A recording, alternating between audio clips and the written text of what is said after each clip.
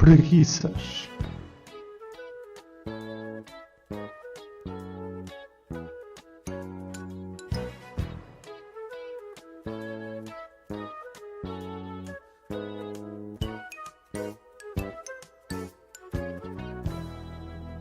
Minhas senhoras e meus senhores, muito bom dia, muito boa tarde ou muito boa noite, segunda hora que me tiverem a ouvir.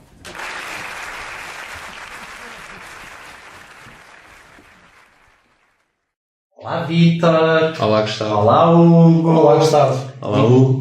Olá, Vitor. Então, como estão vocês? Tudo bem, muito obrigado. E contigo? Também. Eu devo dizer que eu estou imensamente curioso. E tu, Hugo, também estás curioso? Eu também. Eu acho que este início de programa foi ótimo porque apresenta a utilidade das combinações na matemática. Isto é uma combinação portanto, isto é um exercício matemático. Quantas combinações possíveis há de 2 com 3 pessoas? Foi aqui um exercício. Eu fiquei.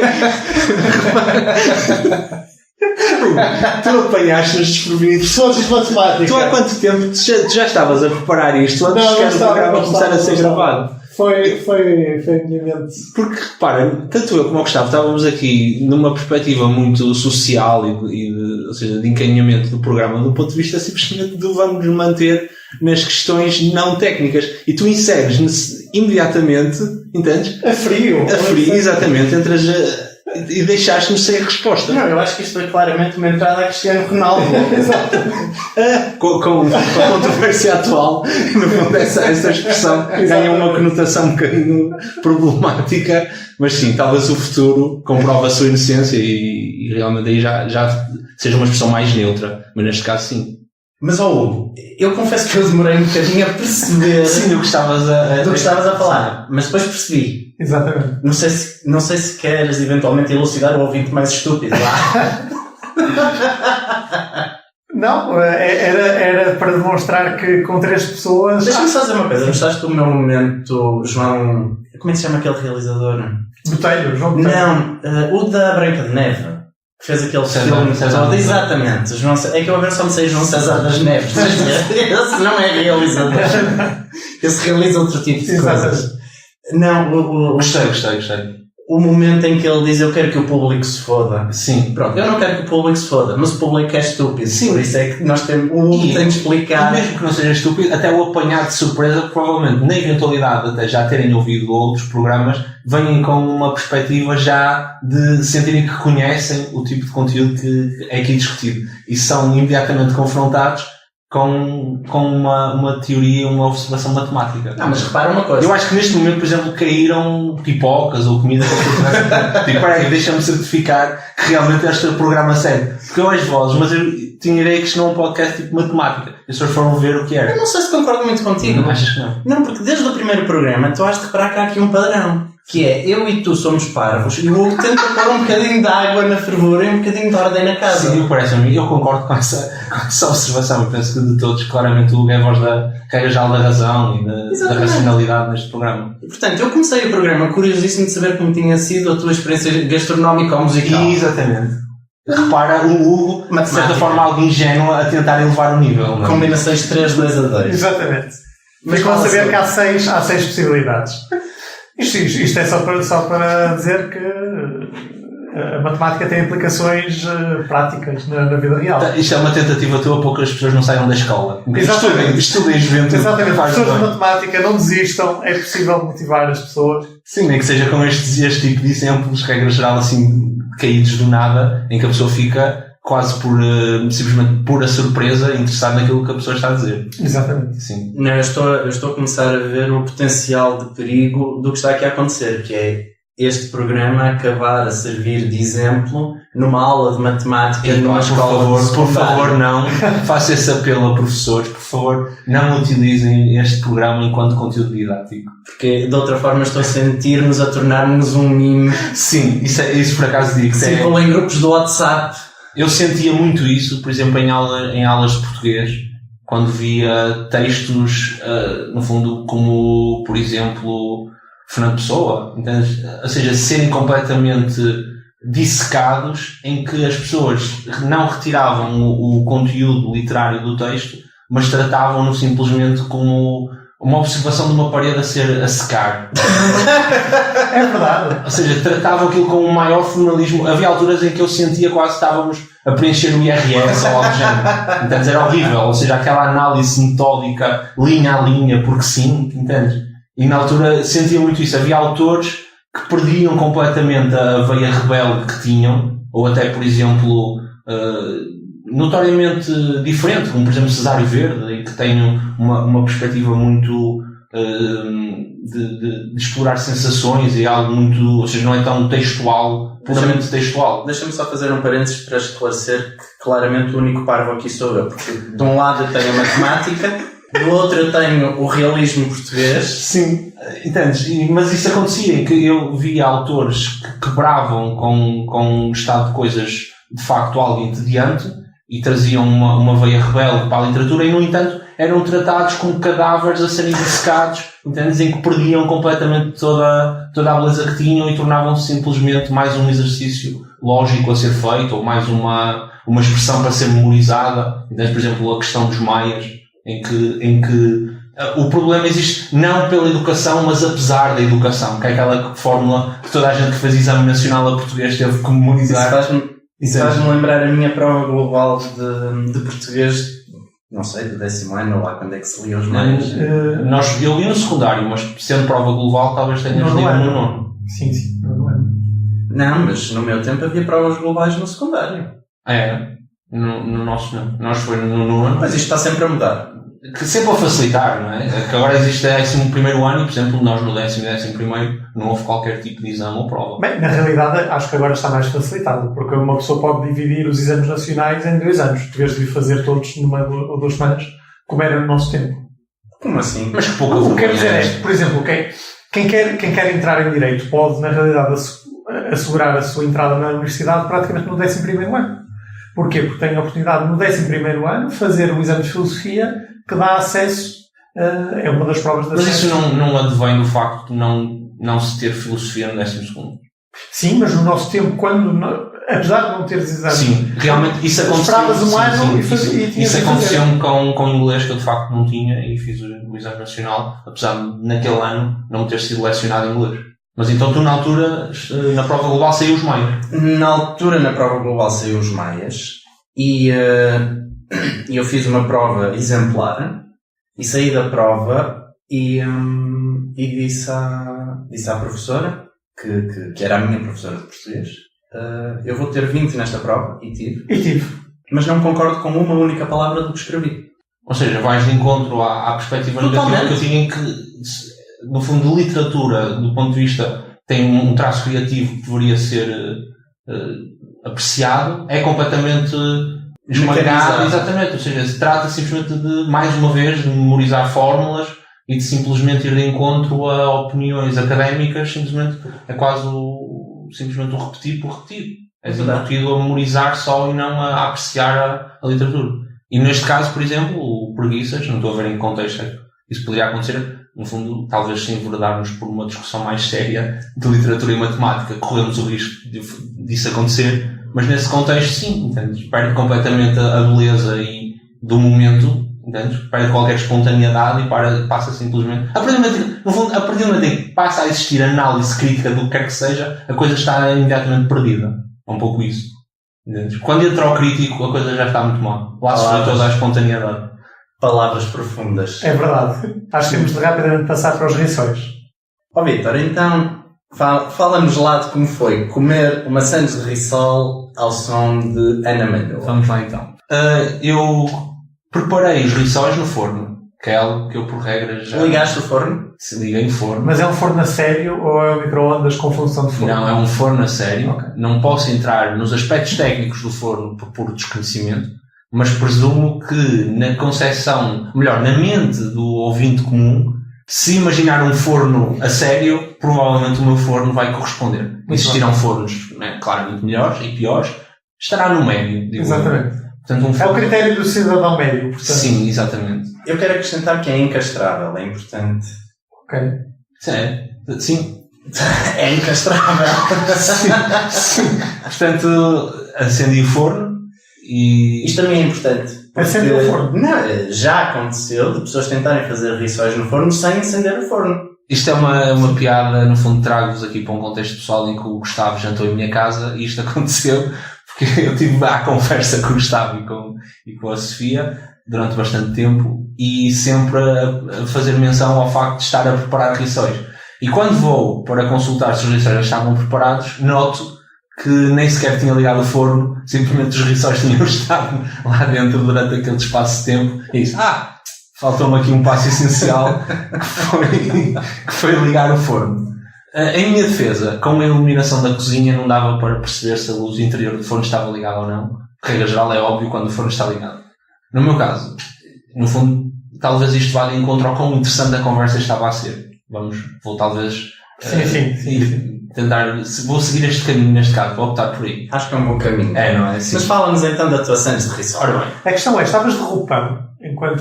Eu não tenho um roupão. Por acaso é uma peça de vestuário que claramente me está a faltar. Mas... Roupão? Não, aliás, corrijo um robe. Eu acho que devia ser um robe. Estares de robe a comer um rissol e ouvir Ana Malhoa. Eu acho que isto é uma imagem vencedora. Ao contrário da guerra. A guerra não é vencedora. A guerra não é vencedora, exatamente. Do ponto de vista de indumentária, eu vou-vos também contextualizar, no fundo, para terem uma imagem, dentro do possível. Eu estava de t-shirt desportiva, calções de casa, não vou dizer que são calções desportivos, calções de casa, quase pijama, e meias. Muito bem. Tendo a não andar descalço em casa, ou seja, descalço sem meias completamente, com meias. E no fundo era o meu aparato do ponto de vista de vestuário. Gostava. Enquanto médico, qual é que é a tua opinião sobre isto? Tu achas que quando andamos descalço em casa devemos andar com meias ou não? Ou o pé deve respirar? Isto agora está a tornar-se uma consulta, penso que para interesse dos nossos ouvintes. Eles querem saber a resposta a esta questão. Eu presinto que existe é até uma posição já existe uma posição que é contrária à do Victor. Pois, lá está. Eu devo dizer que eu quero ouvir a tua posição. Já agora. O que eu quero dizer é, assumindo que em casa é um ambiente seguro e, portanto, higiênico, eu penso que isso será um fórum ideal para o pé poder respirar um pouco e, portanto, andarmos descalços em casa. Sou a favor disso. Não temo pela minha reputação. Mas eu agora, no fundo, vou retirar, vou ir contra o que provavelmente estavas a presumir, era que o facto de eu estar de meias envolvia um juízo negativo contra o estar sem meias. Entendes? Que era uma opção que eu tomei por ter, entendes? Porque, na verdade, eu não tenho sequer a opção, na verdade tenho essa opção, mas é uma opção muito desconfortável por uma condição médica até. Portanto, é curioso que o Gustavo, no fundo, vá saber isto desta forma. Mas, no fundo, eu tenho uma condição que eu não sei o nome, mas já ouvi várias pessoas a comentar também que a têm, que é, eu suo profusivamente quando estou descalço. Ou seja, eu estando descalço e em casa, ou mesmo na maioria dos contextos, o único contexto em que isto não acontece é quando estou na praia. Quando estou na praia, estou descalço e perfeitamente tranquilo. Mas eu estando descalço, suo muito, e principalmente das mãos e mesmo no corpo no geral, suo mesmo muito. E isso apenas é resolvido quando calço meias. E, por exemplo, o que acontece muitas das vezes é eu poder fazer uma graduação ou seja, a quantidade de pé que fica exposto. Porque, por exemplo, mesmo de meias, há alturas em que eu fico com bastante calor, mas se a retirar completamente, suo muito. Então o que eu faço é, de certa forma, revelar apenas um pouco de pé. Ou seja, deixo um bocado a meia, estás a ver? E no meu dia-a-dia, eu muitas das vezes até ando com uma meia, com um pé, ou melhor, um pé com meia e outro sem meia. Eu gostei da expressão, como é que tu disseste, revelar, deixo revelar um pouco de pé. A mim, essa expressão remeteu-me um pouco para a época vitoriana. Foi exatamente a memória. Foi basicamente a imagem que eu estava a fazer. Eu arrependi-me imediatamente de usar esse termo porque eu pensei, isto faz-me lembrar um contexto um bocado de dama vitoriana. Mas sim, expor pareceu-me muito quase a roçar o crime sexual. Eu senti-me quase a mergulhar no Guerra e Paz. do qual... No fundo, qual achas que teria sido o termo mais adequado para o meu contexto social neste momento? Não sei, não faço ideia. Não faço mesmo ideia. Mas relativamente à... Mostrar, talvez? Sim, mostrar, expor... Expor é um bocado como a gabardine. Não sei, francamente não sei qual era o termo que eu teria usado. Eu acho que simplesmente diria pôr o pé de fora. Pões o pé de fora. Mas é que a questão é que eu não ponho. Então eu enrolo a meia e fica a tapar metade do pé. E o calcanhar fica exposto. Lá está. Fica de fora. Sim, fica de fora. Pronto. E por exemplo, isso aí já me permite ter um dia-a-dia relativamente confortável sem suar muito. E eu soube que isto é resolvido com uma operação. Facto. Pronto. Só que eu, no fundo, nunca... Como é algo que não interfere assim tanto com a minha vida, no fundo, não andar descalço não é algo que mexa muito comigo. Lá está, optei por usar esta técnica de em casa ando de meias. Eu devo dizer que, pessoalmente, não sou um grande fã de andar descalço. Mesmo andar de meias, não aprecio. Eu gosto de ter sempre o meu chinelinho no pé. Eu acho que isto é o que valoriza a preguiças. Temos aqui 3 pessoas e as 3 têm opções diferentes. É fascinante. Eu julgo que a escolha mais lógica e racional será andar de chinelo. E, no entanto, a minha reserva é o aspecto do chinelo com o resto da roupa. Eu sinto-me sempre estranho quando calço chinelos e estou de calções em casa. Calções? Sim. Então, por exemplo, o chinelo é algo que eu uso no inverno. Então, chinelo já calço no inverno. No verão, já não uso chinelo porque regra geral está de calções. E fica sempre estranho, por exemplo, a visão dos calções. E regra geral é aquele chinelo que tapa e tem aquele suporte muito típico, estás a ver? E depois tem aqueles padrões enquadrados, etc. E não... Chinelos de velho, portanto. Um bocadinho. E não faz o dito pandan com o resto da indumentária, estás a perceber? Portanto, parte um pouco por aí. E depois, como estou, no fundo é impossível usar chinelo de dedo no verão. Sim. Lá está, teria que estar de meias e... Mas porquê que não usas tipo havaianas? É tal questão, porque estou de meias. Mas no verão não podes... Mesmo no verão não podes tirar as meias? Aliás, se a altura em que eu não posso tirar as meias é no verão. Mas espera, não, já sei a solução para ti. Então. Aquelas meias especiais que têm uma reentrância entre o dedo grande e os dedos, precisamente... Não é para os joanetes, é precisamente para poderes usar havaianas. É. Só que eu aí, necessariamente, olho, cada vez que olho para baixo, sinto-me um samurai, entendes? É um bocado, consigo compreender o sentimento. Tem aquele sentido pseudo-asiático, estás a ver, em que, no fundo, não estou tão habituado a ver. Talvez se estivesse no Japão, sentisse essa à vontade, mas por enquanto não. Eu acho que a nossa sociedade tem um preconceito contra o chinelo. Há até aquela expressão que agora não me estou a recordar. Pé de chinelo. Há o pé de chinelo, desde logo, não me estava a lembrar dessa, mas o pé de chinelo é muito importante. E há o saltar, o cair o pé para o chinelo. Sim, exatamente. Ou coisa assim. Nunca ouvi essa expressão. Que indica, salvo erro, quando se usa essa expressão, que a pessoa está a começar a ser deselegante, vulgar. É verdade. Portanto, existe um grande preconceito contra o chinelo. Não podemos camutear. Vamos reabilitar o chinelo? Eu não iria tão Ou vamos reforçar o preconceito? Vamos reforçar o preconceito. Portanto, também tens um preconceito contra o chinelo? Sim. Eu devo dizer que eu em casa uso sempre chinelos. Mas, dito isto, do ponto de vista médico, não há razão nenhuma para não andar descalço. Aliás, as razões que eu encontro até são no sentido oposto. Andar descalço até faz algum bem. Maior exposição a lesões, etc., que seria recomendável. Em casa não, quer dizer, qual é a probabilidade de teres vidros partidos no chão, espalhados na sala? Pois. À partida, os benefícios claramente sobrepõem-se aos riscos. O piso é... Num contexto normal, limpo, etc., sim. Exatamente. Ok. Mas pronto, mas fala-nos lá das atuações de fui Rissol. incutido a contextualizar o ponto de vista da indumentária, no fundo está esclarecido, e preparei rissóis de carne e rissóis de leitão. O rissol de leitão é ligeiramente maior do que o rissol de carne, mas eu senti que, para efeitos de experiência, tratando de sendo os únicos rissóis que eu de facto gosto, porque não gosto de rissóis de peixe ou de camarão, pensei, vou experimentar com estes dois tipos. Também não aprecio muito peixe e camarão. E fui além disto porque... Sim, eu senti que havia... Rissol de peixe nunca comi. Se for parecido com um filete de pescado ou douradinho ou coisa semelhante, acho que vou gostar. Não tenho nada... Não é. Estava a dizer que não. Não é. Sou fã. Não sei, tenho de provar. Não sei, eu gosto de douradinhos. O de camarão é aceitável. Eu não como marisco, portanto esse está automaticamente eliminado. Ok. Já sabes, se quiseres fazer um bom jantar para o Hugo, ofereces-lhe um risol de camarão enrolado em queijo. Sim, e depois com uma folha de bacon enrolar. Enfim, o quão irónico. Seja, coisas, já sabes, isto acontece em tudo. Tudo que alguém gosta, alguém que detesta e vice-versa. Mas continua então a falar da tua... Ora bem, e eu fui não só, ou seja, procurei variedade, não só no risol, mas também no pão. Eu pensei, dos tipos de pão que eu, regra geral, como, vou experimentar com o pão biju, o dia, e vou também experimentar com o pão regueifa. Muito bem, eu acho que são escolhas arriscadas, deixa-me que te diga. Qual seria, achas? Qual é que se eu estivesse no teu lugar, eu iria para um pão de mistura, deixa-me que te diga.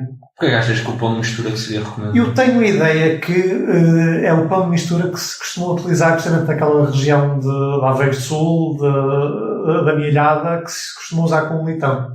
Tenho uma ideia que é com Mas nós estamos a falar de risol, não estamos a falar... Sim, mas estamos a falar de carne... De leitão à bairrada. Sim, mas estamos a falar portanto, de uma carne e um envolvimento bastante gorduroso. Daí que eu fosse para um pão de mistura. Mas... Vou ter que repetir a experiência com um pão de mistura. Sim, e já agora, não sei o que é que... Calma. O facto do Vítor estar aí a oferecer-se para repetir a experiência é sinal de que ele gostou. Sim, já estamos a saltar etapas, mas sim, de facto, sim. E eu não sei, o que é que bebeste? Bebi água. Ok. Achas que... Nada contra a água, tudo a favor. No meu caso, bebi água. Mas por acaso pensei, só que achei que não se justificava eu ir comprar sumo de propósito para efeito da... Eu não bebi sumo. Um tinto da bairrada, já que ela... Mas já está, eu não gosto de vinho. Ou um espumante da bairrada, branco, também... Espera, tu não gostas de vinho? Não, bebo socialmente porque... Olha, está algo que eu não sabia a teu respeito. Não, é verdade. Muito interessante. Por acaso, álcool no geral é algo que eu não incorporo muito na minha vida pessoal, entendes? Sozinho. Em geral, bebo socialmente. Justifica mais para mim o contexto onde estou do que propriamente o sabor. Aliás, o copo de vinho primeiro sabe-me sempre mal. E depois lá está, depois acabo por me habituar. Depois, o primeiro sabe-me sempre mal, não avanço para o segundo. Não me insistes. Não. Está. Ficas claramente... Mas é bom ver que pronto, partilhas um gosto comigo. É verdade, temos alguém comum, Gustavo, finalmente. Mas portanto, então, continua lá. E preparei o risol de carne, aliás, 2 risóis de carne e 2 risóis de leitão. E divido em frascos. E fiz a experiência de comer o risol com pão, ou seja, um risol de carne com pão biju e outro risol de carne com pão de regueifa. E o mesmo com o risol de leitão. Isto é muito bom, eu queria saudar isto porque isto é uma experiência científica. Sim, isto é um método científico em todo o seu esplendor.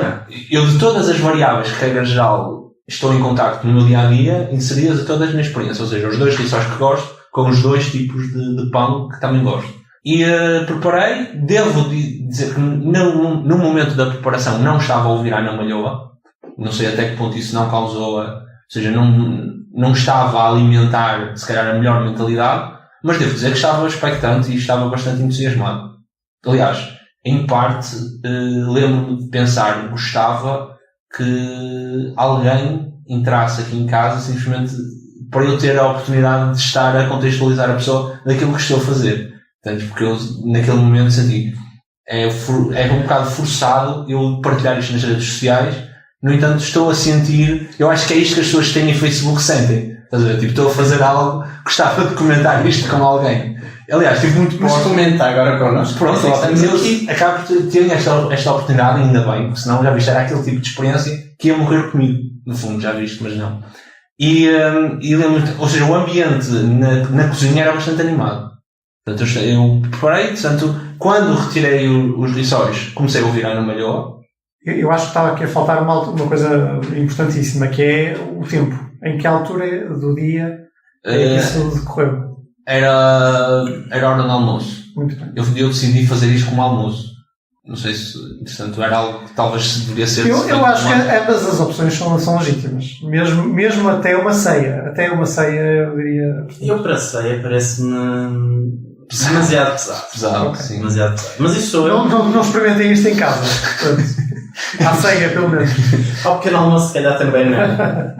Eu pensei, já que isto envolve tanto pão e tanto rissol, isto vai-me servir de almoço, certamente. Eu não vou ter fome depois disto. Posso ficar não muito satisfeito, mas fome não vou ter. E então fiz isto à hora de almoço. E salvo erro, foi uma quarta-feira também. Pronto, ficamos esclarecidos também relativamente ao dia. Provavelmente isto ao fim de semana teria outra piada, mas enfim, na altura foi quando se proporcionou. E então aí comecei a ouvir Ana Malhoa, comecei pela Turbinada, porque achei que seria a opção óbvia. Ouviste mais do que uma? Sim, aliás, então com 4 santos eu não ia estar, não conseguia. Mas podia ser sempre a mesma. Não, isso tornava quase tipo tornava-se quase aquele sonho, quase má experiência com drogas, entende? Achei que começava a alucinar ou algo do género. Então decidi ouvir várias da Ana Malhoa, basicamente. E comecei pela Turbinada e lembro-me que houve um grau de espetacularidade bastante elevado com a primeira dentada, porque o rissol estava extremamente quente. Tal, aliás, como a Ana Malhoa.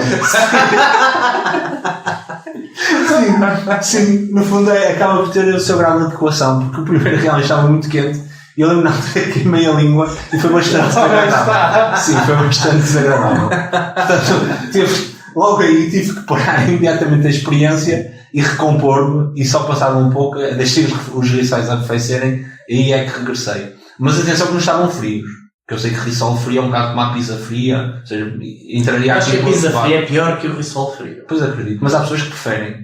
Eu penso que, provavelmente no meu caso, terá que ver com o facto de eu não gostar de queijo se ele não estiver derretido. Pois, ou seja, prevalece um pouco já mais o sabor típico, tens razão. Eu por acaso também não gosto de pizza fria. Ao Hugo nem perguntei. Sim, não estou nem com queijo, quente, frio, não importa. Vou fundar um movimento anti-queijo, intransigente com as pessoas que transigem com o queijo derretido, e devo saudar as pizzarias as pizzarias do continente que fazem pizzas sem queijo. Eu acho isso fantástico, delicioso. Absolutamente incrível. Eu vou lá mais vezes explicitamente de propósito para comer pizzas sem queijo. Tu achas que este indivíduo recebe alguma comissão pelos programas que faz? É que no primeiro foi os novas viagens filosóficas. Exatamente. No segundo, já não me lembro o que foi, mas também fez uma publicidade qualquer. E neste é um continente. Eu penso que estás a confundir. Quem fez a publicidade foi o Vítor e foi a Água Monchique. Não, mas isso também foi no primeiro. Isso foi para não ficar atrás. No fundo, senti que tinha algum produto também que estava a querer ter algum benefício. Todos realmente. A Água Monchique. Sim, a Água Monchique. Que, reforço mais uma vez, não sei se algum representante da Água Monchique estiver a ouvir, sim, gostava muito de ter uma parceria com a empresa, porque de facto sinto que de todas as águas é claramente a melhor.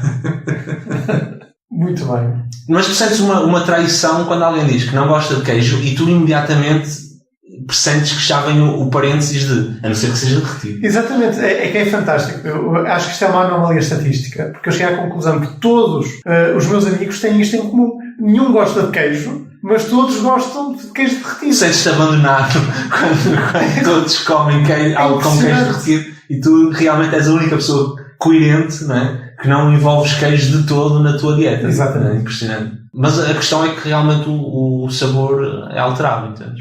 Percebo isso. Portanto, parece-me excessivo. O sabor e a textura. Sim. E partir para um movimento anti-queijo tem uma conotação muito bélica, entendes? Não, eu penso que aqui, no fundo, o Hugo é uma espécie de democrata sueco. Portanto, está ali na extrema direita. E não aceita, nem se coliga, nem forma governo com a direita moderada. É um pouco isso, realmente. Existe aí alguma como é que se diz? Ir de encontro realmente a algum ajuste. Sim, eu penitencio por isso, mas queria reiterar como é complicado, pelo menos para mim, foi até descobrir este sítio onde posso comer pizzas sem queijo, como para mim sempre foi complicado. Porque pelo facto de haver precisamente pouca procura, ou seja, mesmo as pessoas que não gostam de queijo aceitam o queijo na pizza. Portanto, isso faz com que haja mesmo muito poucos sítios onde se possa comer pizzas sem queijo. Notas um brilho especial nas pessoas que estão nessa pizzaria a comer esse tipo de pizzas, que seja uma espécie de, no fundo, de comunhão de espírito, de finalmente o sítio onde nos compreendem. Não, A única pessoa que conheço que também come pizzas sem queijo, além de mim, é a minha mulher.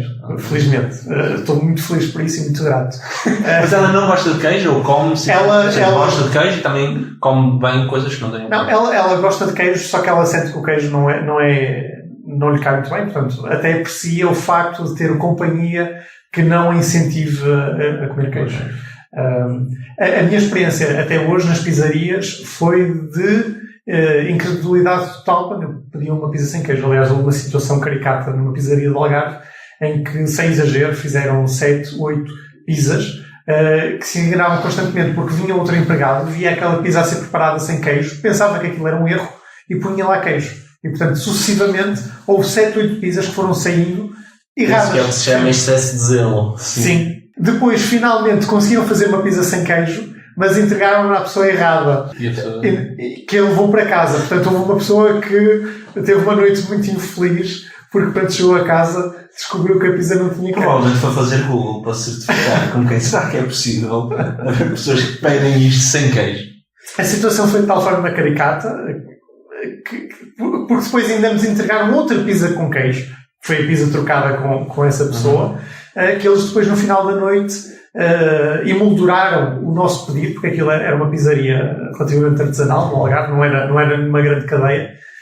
Emolduraram o nosso pedido, porque aquilo tinha uma ficha onde a pessoa fazia o pedido, o quem queria na pizza, e pelo visto foi a primeira vez que alguém chegou lá e pediu uma pizza sem queijo, causando um caos total na pizzaria.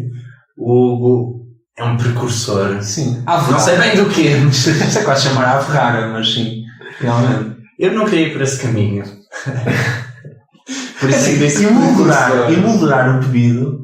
Entendes? Mas sabes o que eu estou a sentir? Eu estou a sentir que depois da tua experiência com Sandes de Rissol, provavelmente nós deveríamos também ter uma experiência de pizza sem queijo. Para podermos falar com o Hugo de igual para igual. Eu acho que faz sentido. Por acaso estou curioso para ver o sabor de uma pizza sem queijo. Eu acho que o critério fundamental para saber se vão gostar ou não é que a pizza sem queijo, naturalmente, o sabor da massa, portanto, o sabor, digamos, a pão, sai muito reforçado, naturalmente. Portanto, se forem pessoas que gostem de comer pão, às vezes até nem se importem de comer pão sem mais nada. Sim, eu por acaso sou uma dessas pessoas. Se forem essas pessoas, provavelmente vão gostar. Eu uma vez fiz sandes de pão. Isso é mais avant-garde que a sandes de Rissol. Isto é quase um esforço conceptual, não é? Quase criativo, não é propriamente algo gastronómico. Mas sim, mas uma vez fiz. E às vezes por piada faço. Aliás, eu muitas vezes, quando é pão de forma, faço sandes de pão. Como é que se faz uma sandes de pão? Não, no fundo não se faz. Come-se 4 fatias de pão e diz simplesmente... 4 fatias? Eu estava com esperança que fosse, pões 2 fatias de pão como uma sandes normal e uma terceira fatia no meio. Não, isto é como a camada. Não, 4 fatias de pão. 4 fatias de pão. Isso é uma francesinha de pão, não é uma sandes de pão. Alteras ligeiramente a disposição de forma a que a base esteja com os vértices na diagonal para tornar ainda mais notório o facto daquilo realmente não ser simplesmente... Nem uma folhinha de alface. Não, e regra geral, quando alguém estranha, digo isso. Não, isto é uma sandes, só que é uma sandes de pão. Isto é gastronomia conceitual. Sim, no fundo, isto é misturar arte com comida. Conclui a tua história da sandes de Rissol, porque a conversa a partir daqui só pode piorar. Sim, ok. Vai partir para o insulto, quase. Vamos entrar na vertente pessoal já mesmo. Vai-se saber aqui, vai-se já mesmo lavar roupa e tudo. Olha, é assim, eu já estou com o pé no chinelo, portanto... Eu penso que essa sandes de pão devia ficar naquela parte de serralos destinada a menos 18 anos. Quase como o Rinaldo do chá. Sim. Olha, diz isto o indivíduo que tem uma moldura do pedido dele com uma pizza sem queijo. Realmente tens uma moral para falar, tu que eu vou-te contar. É verdade. Mas somos todos estranhos, talvez seja essa a razão. Ora bem, hashtag respecta. Exato. Por pôr em inglês é demasiado mainstream. Põe em mexicano. Ora bem, então, depois de dar algum tempo para os rissóis arrefecerem, mas não ficarem frios, aí sim, e estava a ouvir a Ana Malhoa de fones. Sentei-me à mesa. Olha, uma pergunta. Porquê que tu achas que as pessoas sentem a necessidade de dizer que estão a ouvir de fones e não de auscultadores? No meu caso é simplesmente força do hábito e porque aos escutadores têm imensas sílabas. Sim. é uma palavra muito pesada para ser utilizada nas orelhas. num discurso rápido e fluido hoje em dia, porque hoje não há tempo a perder, está há coisas para fazer, entende? Há programas para gravar, tópicos para serem tocados, aos escutadores já vocês se perderam completamente. Mas tens razão, concordo contigo que se deveria privilegiar os termos em português quando existem e não são assim tão estranhos, e não fones. Mas fones, lá está, talvez como a própria língua inglesa é tão fluida e de fácil uso, compacta, que acaba por tomar conta do nosso vocabulário. Mas sim, eu estava de auscultadores. E também, olha, digo-te, eu julgo que auscultadores tinham uma conotação diferente de fones, no sentido de que quando eu digo fones, as pessoas de facto lembram-se ou imaginam o auscultador de ouvido pequeno. E se eu disser simplesmente auscultador, a pessoa imagina os auscultadores que têm aquela aba, aquele suporte em cima. Pronto, e são maiores e mais pesados. E, por exemplo, esses não uso, nem nunca gostei. E no fundo é quase já... No fundo, como eu próprio acabo por ter um pouco essa concepção. Se alguém me disser que esteve de auscultadores, eu imagino imediatamente esse equipamento mais pesado. E se me disser fones, então eu imagino imediatamente os mais pequenos. Não sei se com vocês isso acontece. Quando eu disse auscultadores, se eu dissesse auscultadores, o que é que tu terias imaginado? Agora perguntas-me assim é difícil. Sim, já estamos condicionados. Exatamente, estás a modificar o objeto da tua observação. Mas eu tenho este pressentimento, tenho esta ideia. Mas o que eu te ia dizer era outra coisa, que também me lembrei, por causa de falar dos auscultadores, que é, e agora estes sem fios? Eu acho-os extremamente feios. O aspecto... O lado estético é algo que eu, nos fones, ou seja, não valorizo assim tanto. O que me assusta nesses auscultadores é o quão facilmente eles se desprendem do ouvido e caem e ficam danificados. Depois é material caro e assusta-me, ainda por mais no meu dia-a-dia, que regra geral envolve corrida e movimentos rápidos e bruscos. Se os meus auscultadores que têm fio, que regra geral já os tenho que substituir em vários meses, imagino uns que não tivessem fios e provavelmente fossem muito mais frágeis. Portanto, é o lado prático de não ter fio e simplesmente no dia-a-dia aquilo me sair da orelha e cair ao chão. Um pouco como, por exemplo, o meu telemóvel, em que já, no fundo, as viagens, às vezes voos que ele faz espontâneos no meu bolso, entende? E o meu receio seria esse. Eu sou particularmente sensível à questão porque ontem mesmo acabei de receber uma encomenda que fiz que não são auscultadores sem fios, mas são auscultadores que não têm fio de ligação ao telemóvel ou ao dispositivo em que está a tocar, ou seja, tem um fio que os une entre si, o que ajuda um bocadinho a compensar essa questão do equilíbrio, e por outro lado tem um suporte alargado para prender ao ouvido, portanto penso que a questão não se coloca. E eu acho que são muito práticos, estou muito satisfeito com a minha compra. No fundo, talvez aqui inserias a marca do Realmente. Inseriria, mas ainda não. Sabes porquê? Porque eu acho que os auscultadores que eu gostava é chinesa, claro. É uns da Apple, não é? Não sei. Eu confesso que eu não sou muito adepto de auscultadores em geral. Porque os auscultadores são uma excelente maneira de uma pessoa ficar surda. Com outro equipamento, ou melhor dizer, não é com outro equipamento, é com umas colunas. Tu sentes o som no ambiente e sentes quando aquilo está demasiado alto e tendes a pô-lo mais baixo. Quando tu pões os auscultadores, tu tens o som a entrar-te diretamente para o ouvido e, portanto, em primeiro lugar, quebra-te uma série de barreiras protetoras, porque o som é projetado diretamente para o interior do teu ouvido. Tens a questão acrescida de se estás com o auscultador, tens tendência a querer abafar o ruído exterior, coisa que não podes fazer se tiveres uma coluna, o que faz com que o ponhas mais alto e com muita facilidade tu pões aquilo a um volume tal de som que não tens noção do dano auditivo que te está a causar. E portanto nesse aspecto eu sou muito cético com auscultadores. Aliás, para vocês terem uma ideia, eu tenho um par de auscultadores que roubei no Alfa Pendular. Mas então, isso em si é um pouco clarificador relativamente a essa ideia que tens dos auscultadores, porque, por exemplo, dependendo da película que reveste o auscultador, muito facilmente, por exemplo, tu consegues ter um nível de som ligeiramente baixo ou médio e em que se mistura bastante bem com o exterior. Porque, por exemplo, isso acontece quando muitas das vezes a película não adere muito bem ao ouvido. Então tu realmente, para ouvir de facto a música, ou seja, nem consegues muito bem ouvir a música, nem ouvir o exterior. Ou seja, para mim, por exemplo, é desconfortável. Eu, para mim, o salto aos escutadores exclusivamente foi a partir do momento em que descobri as várias películas aderentes de borracha dos auscultadores, em que eu até uso várias, mas regras já são um pouco maiores e eu consigo colocar o auscultador no ouvido de uma forma em que praticamente, ou seja, a um nível médio, o som está muito agradável e ao mesmo tempo consigo, na parte de silêncio, pelo menos da música, ouvir bastante bem o meu redor. E aliás, eu já uso auscultadores desde os 12, 13 anos, praticamente exclusivamente, e tenho 30 e até hoje, pelo menos a nível de audição, nunca tive qualquer problema. Nem desenvolvi nenhum problema às vezes de ruídos ou de incómodo no ouvido. Opá, não sei no futuro como vai ser, mas de facto eu sinto que a diferença está aí. Porque, regra geral, quando experimento aos escutadores de amigos, é sempre aos escutadores que eu não conseguiria usar eu. Quando é que fizeste o último audiograma? Nunca fiz, já está. Então se calhar por isso é que achas que ouves bem. Pois, por isso é que eu estou a dizer, do ponto de vista da vida prática, mas isso, a qualidade perde-se sempre. Aliás, eu fiz uma vez, mas sim, foi um pouco em piada, nunca fiz num contexto clínico. Isso era a segunda coisa que eu te ia dizer. As perdas auditivas são progressivas e cumulativas, portanto é natural. Mal estaríamos se tu aos 30 anos tivesses problemas auditivos. Estaríamos mesmo muito mal. Pronto, então, até certo ponto, mas não causou, ou achas que a influência negativa verificar-se-á mais à frente, mas necessariamente como efeito de hábitos da adolescência da audição? Julgas que sim? Possivelmente, sim. Enfim, já está.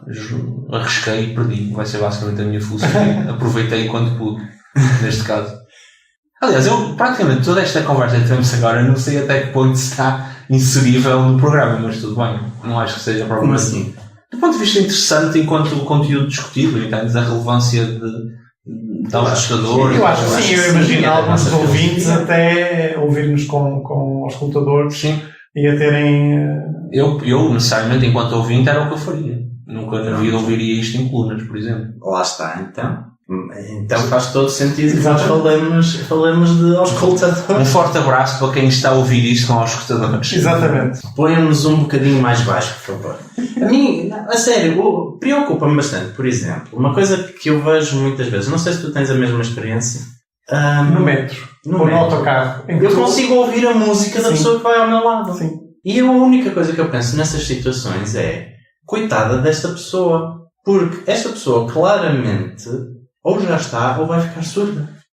Isso acontecia-me realmente em adolescente, em que eu usava os auscultadores da Sony que tinham uma abertura exterior e muitas vezes o som no meu ouvido nem precisava de estar assim tão alto para que a pessoa que estivesse ao meu lado conseguisse ouvir a música. Por exemplo, eu lembro de uma viagem que fiz uma vez de carro com avós e íamos atrás e eu queria ouvir música de uma forma, lá está, de abafar o rádio, mas a única forma em que o fazia, o meu avô que ao meu lado ouvia a música que eu ia ouvir e lá está, e ele entrava por esse aspecto de estás a ouvir música demasiado alto. E estás, claramente. Pronto, lá está. A partir do momento em que tu pretendes abafar o ruído ambiente com a música que estás a ouvir, essa é a definição clássica de está demasiado alto. Está demasiado alto, pronto. Mas nesse caso, eu aí sentia que realmente não tinha essa percepção. E aliás, mesmo no silêncio do carro, depois, tornou-se ainda mais problemático. Porquê? Porque eu mesmo um pouco mais baixo, ouvia-se sempre ligeiramente, mas era simplesmente porque tinha a abertura do... Mas repara uma coisa, quando tu pões uma coluna a dar, em casa ou no trabalho, onde quer que seja, tu não pões o som da coluna de modo a abafar o resto do ruído. Mas, se calhar, acho que está na altura de terminarmos. Mas eu também não vou conseguir concluir como é que realmente foi o comer a Santos Risol. Essa é a magia da preguiça. Ou seja, nós, no fundo, garantia para os ouvintes, quando introduzimos um assunto, não significa que o iremos concluir no mesmo programa. Exatamente. Mas quantas vezes é que tu viste um assunto ser concluído no mesmo programa? Expectativas. Demorou 2 programas. Pronto, então acho que... Santos de Rissol. Ótimo, no 2 programas. Sim, senhor. Fiquem então atentos que em breve, talvez não seja também no próximo, não é? Talvez temos que dar espaço às conversas para elas se desenvolverem de forma natural. Mas então em breve, talvez iremos concluir então esta minha saga com a Santos do Rissol. Pronto, fica para o próximo Fica para programa. uma próxima, sim. Preguiças. Um programa de Gustavo Martins Coelho, Vítor Meireles e Hugo Abreu.